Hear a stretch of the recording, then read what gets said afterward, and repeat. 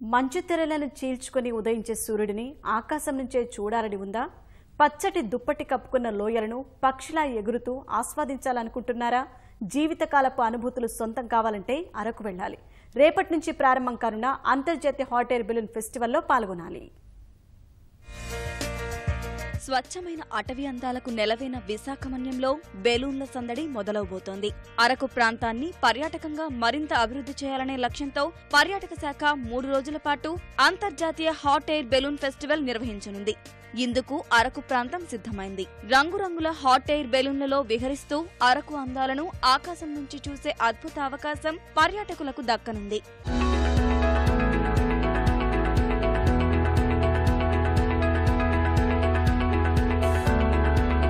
Hot air balloon festival ను పర్యాటక శాఖ వరుసగా 2వ ఏడాది నిర్వహిస్తోంది. గతేడాది నిర్వహించిన ఫెస్టివల్ కు పర్యాటకుల నుంచి మంచి ఆదరణ లభించడంతో ఈ ఏడాది కూడా నిర్వహించడానికి పర్యాటక శాఖ మొగ్గు చూపింది. ఉదయం సూర్యోదయ సమయంలో బెలూన్లు గాలిలో ఎగరనున్నాయి. రాత్రి వేళ చిమ్మ చీకటిలోనూ హాట్ ఎయిర్ బెలూన్లు వెలుగులు చిమ్ముతూ సందర్శకులకు గిరిసీమ అందాలను చూపనున్నాయి.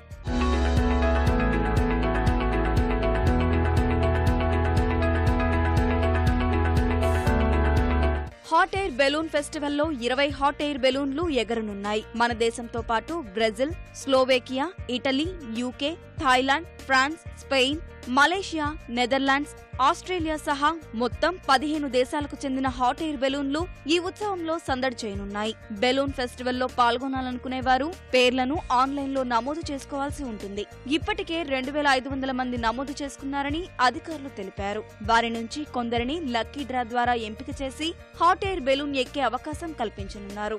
గతేడాది పర్యాటకుల నుంచి మంచి స్పందన ఉన్నా వాతావరణం అనుకూలించక ఆశించిన మేర అధికారులు ఈ వేడుకను నిర్వహించలేకపోయారు. ఈ ఏడాది మాత్రం అన్ని ఏర్పాట్లు చేశామని మంత్రి గంటా శ్రీనివాసరావు స్పష్టం చేశారు.